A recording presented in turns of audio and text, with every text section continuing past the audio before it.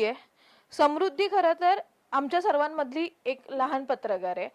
जिने आत्ताच नुकतीच ती पास आउट झालेली आहे. परंतु एक जेनझी म्हणून तिला या आंदोलनाबद्दल काय वाटते? कारण की दिल्लीतल्या आंदोलनामध्ये जेनझींची संख्या ही खूप जास्त मोठी आपण बघतोय.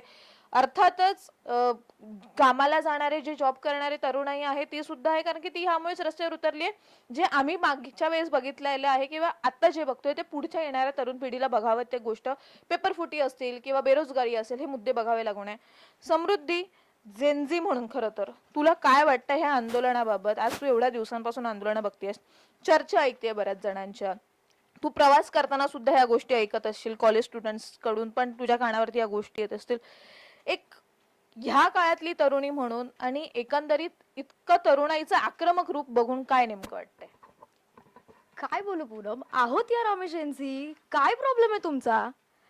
अरे काय कमाल आहे. म्हणजे कसं आहे ना, बघ मी स्पष्ट बोलते. आता मी सगळं विसरली आहे, ते काय बोलू काय नाही. मला तुम्ही काय जज कराल माहिती नाही. बाई मी जेन्झी आहे. मला एवढंच वाटतं, तुम्हाला असं वाटतं की आम्हाला फक्त ट्रेंड फॉलो करायला आवडतात, आम्हाला मीम्स बनवायला आवडतात, आम्हाला सोशल मीडियावरती टाइम घालवायला आवडतो. ह्या व्यतिरिक्त आम्हाला हवंय ते बदल. हा, क्विक मिळते इन्फॉर्मेशन आम्हाला सोशल मीडियावरती, जी चुकीची नाहीये. आणि आम्ही एखादी चुकीची गोष्ट असते ती त्याच सोशल मीडियाच्या आधारावरती व्हायरल करतो. आहोत आम्ही जेन्झी. मग अरे काय आहे हे बघ, हे सगळं नीटचं वगैरे चाललंय जसं रोशन सर म्हणाले. मग आम्हाला वाटणार नाही, आम्हाला आमचा आक्रोश निर्माण नाही होणार? इतकं तर कूल आम्ही आहोत ना, तितकंच आम्ही हॉट देखील आहोत. रागावरती ताबा नाही राहू शकत. जे आता जे सगळं चाललंय, इनफॅक्ट भेसळ जी चालू आहे ना, भ्रष्टाचार असू देत, अनएम्प्लॉयमेंट असू देत, म्हणजे बेरोजगारी, शिक्षण व्यवस्थित नाहीये, बाकीच्या ज्या गोष्टी आहेत त्या सगळ्या, विचार करण्याची क्षमता आमच्याकडे नाहीये असा टॅग आम्हाला दिला जातो. अरे विचार करण्याची क्षमता आहे म्हणूनच आम्ही एखाद्या चुकीच्या गोष्टीला अपोज करू शकतो. I am right or wrong? Obvious.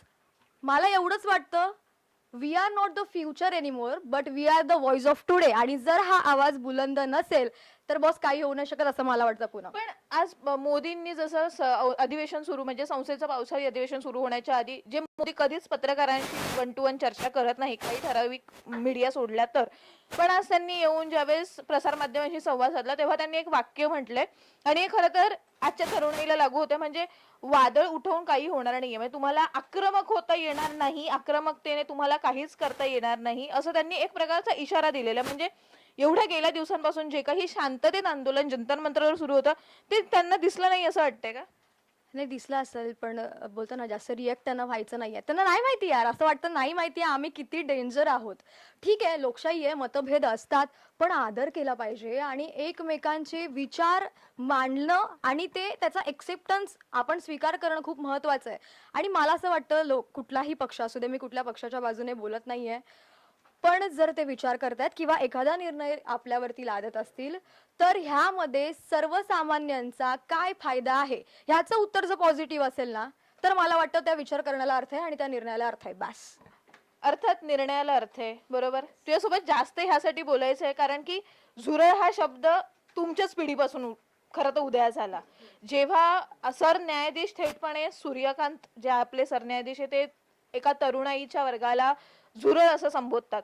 खरंच आजची जेनझी झुरळ आहे का, किंवा आजची तरुणाई झुरळ आहे असं वाटतंय का? मग ह्या झुरळांना घाबरतात का? हे मीडिया समोर येत का नाही येत फटाफट बोलायला? झुरळ आहोत आम्ही. मग ठीक आहे, मला तर वाटतं जर आम्ही झुरळ आहोत ना, तर चालेल आम्हाला. जो हवा तो टॅग द्या, पण ऍटलिस्ट आमच्याकडे क्षमता आहे की आम्ही बदल आणण्यासाठी काहीतरी करतो आहे, लपून बसलेलो नाहीये.